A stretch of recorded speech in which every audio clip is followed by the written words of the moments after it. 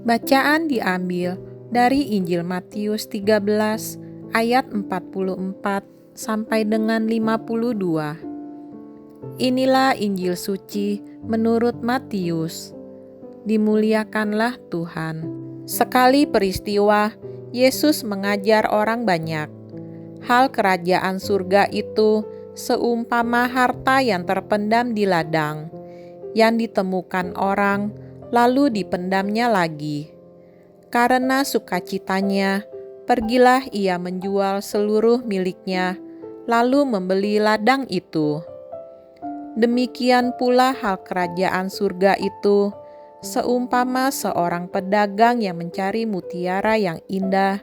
Setelah ditemukannya mutiara yang sangat berharga, ia pun pergi menjual seluruh miliknya, lalu membeli mutiara itu. Demikian pula hal kerajaan surga itu, seumpama pukat yang dilabuhkan di laut, lalu mengumpulkan pelbagai jenis ikan. Setelah penuh, pukat itu ditarik orang ke pantai. Lalu mereka duduk dan dipilihlah ikan-ikan itu. Yang baik dikumpulkan ke dalam pasu, yang buruk dibuang. Demikianlah juga pada akhir zaman, malaikat-malaikat akan datang memisahkan orang jahat dari orang benar.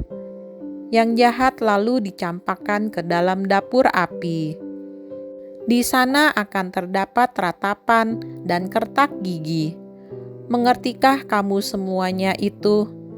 Mereka menjawab, "Ya, kami mengerti." Maka bersabdalah Yesus kepada mereka, "Karena itu, setiap ahli Taurat yang menerima pelajaran hal kerajaan surga, seumpama tuan rumah yang mengeluarkan harta yang baru dan yang lama dari perbendaharaannya. Demikianlah sabda Tuhan. Terpujilah Kristus." Untuk kita renungkan, Penginjil Matius menempatkan sejumlah perumpamaan tentang kerajaan surga di bagian tengah Injilnya. Perumpamaan tentang misteri kerajaan surga ditampilkan ketika pesan pewartaan Yesus ditolak secara halus. Pada saat itulah Yesus mulai menjelaskan misteri kerajaan surga dengan menggunakan berbagai perumpamaan dengan maksud agar ajarannya tidak mendapatkan kesulitan dan masalah dari para penguasa.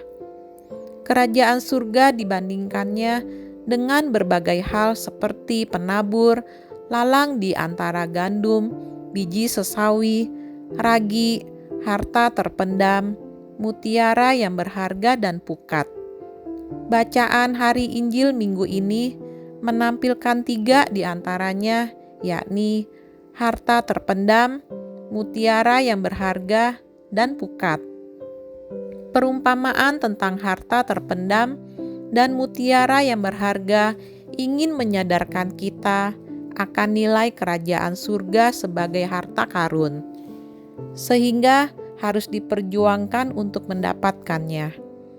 Tuntunan Injil untuk mendapatkan kerajaan Allah itu sifatnya total, menjual segalanya untuk mendapatkan apa yang benar-benar diinginkan, membuat kedua orang dalam perumpamaan itu dipenuhi dengan kegembiraan yang mendalam.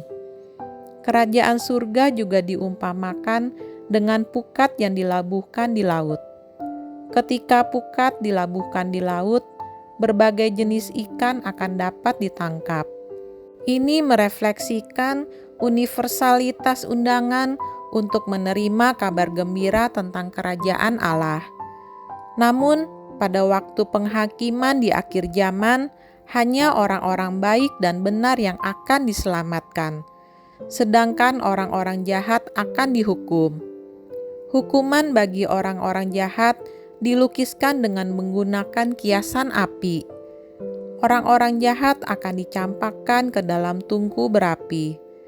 Di sanalah akan terdapat ratapan dan kertak gigi. Dengan 3 perumpamaan di atas, kita disadarkan oleh Yesus akan arti dan nilai penting dari kerajaan surga. Jika kita mengakui arti dan nilai penting kerajaan surga, kita akan rela berjuang dan berkorban untuk mendapatkannya. Seberapa berharganya kerajaan surga bagi kita? Berapa harga yang mau kita bayar untuk bisa mengambil bagian dan hidup sebagai bagian dari kerajaan Allah?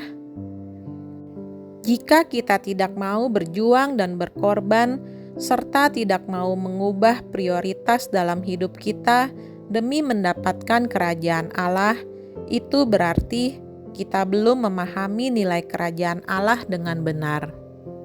Marilah kita berdoa bersama-sama. Allah Bapa kami, pelindung dan harapan kami, tanpa Engkau tiada sesuatu pun yang baik lagi suci. Limpahkanlah kiranya belas kasih-Mu kepada kami, agar di bawah bimbingan dan pembinaan-Mu, kami kini dapat memanfaatkan ciptaan-Mu di bumi sedemikian rupa, sehingga kami tetap terpikat pada nilai-nilai abadi. Dengan pengantaraan Yesus Kristus, Putra-Mu Tuhan kami, yang bersama Dikau dan dalam persatuan Roh Kudus, hidup dan berkuasa Allah sepanjang segala masa. Amin. Tuhan Yesus memberkati kita semua.